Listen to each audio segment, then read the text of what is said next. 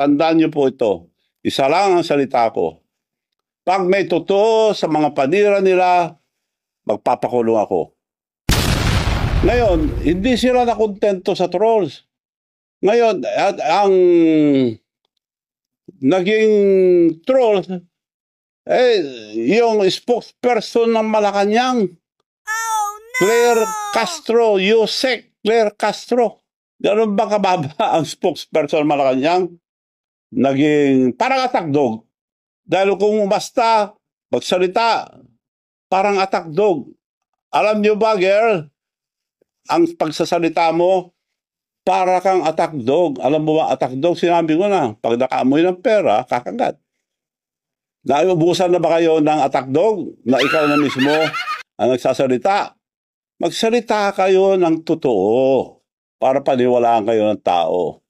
Wala kayong isang salita.